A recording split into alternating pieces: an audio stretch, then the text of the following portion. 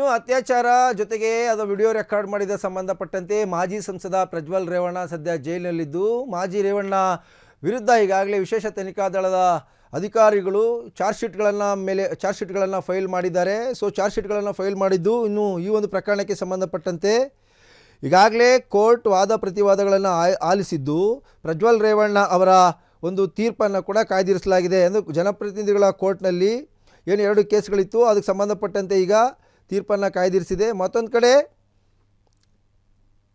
ಇನ್ನು ನಿರೀಕ್ಷಣಾ ಜಾಮೀನಿಗಾಗಿ ಅರ್ಜಿ ಹಾಗೂ ಒಂದು ಅತ್ಯಾಚಾರ ಪ್ರಕರಣದಲ್ಲಿ ಜಾಮೀನಿಗೆ ಪ್ರಜ್ವಲ್ ಅರ್ಜಿ ಸಲ್ಲಿಸಿದರು. ಪ್ರಜ್ವಲ್ ಪರ ಹಿರಿಯ ವಕೀಲ ಪ್ರಭುಲಿಂಗ ನಾವಡಿಗೆ ವಾದ ಮಂಡಿಸಿ ಇದೊಂದು ರಾಜಕೀಯ ಷಡ್ಯಂತ್ರವಾಗಿದ್ದು 3-4 ವರ್ಷಗಳ ಹಿಂದೆ ಅತ್ಯಾಚಾರವಾಗಿದ್ದ ಬಗ್ಗೆ ಉಲ್ಲೇಖಿಸಿದ್ದಾರೆ.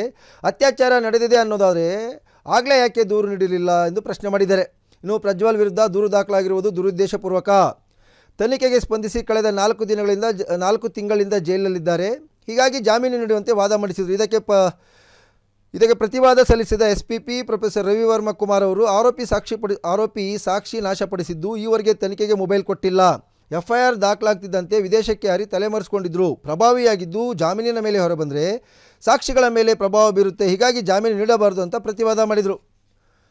ಇನ್ನು ವಾದ ಪ್ರತಿವಾದ ಆಲಿಸಿದ ನ್ಯಾಯಮೂರ್ತಿ M ನಾಗಪ್ರಸನ್ನ ಅವರ ಆದೇಶವನ್ನು ಕಾಯ್ದಿರಿಸಿದ್ದಾರೆ. ಇನ್ನು ಈ ಕಡೆ KR ನಗರ ಸಂತ್ರಸ್ತೆ ಪ್ರಕರಣ ರದ್ದು ಕೋರಿ ಮಾಜಿ ಸಚಿವ HD ರೇವಣ್ಣ ಕೂಡ ಒಂದು ಜಾಮೀನು ಅರ್ಜಿಯನ್ನು ಸಲ್ಲಿಸಿದರು. ಆ ಅರ್ಜಿ ವಿಚಾರಣೆಯನ್ನು ನಡೆಸಿದ ಹೈಕೋರ್ಟ್ ಏಕಸದಸ್ಯ ಪೀಠ ಸೆಪ್ಟೆಂಬರ್ 26ಕ್ಕೆ ಒಂದೊಂದು ಮುಂದೂಡಿದಿದೆ.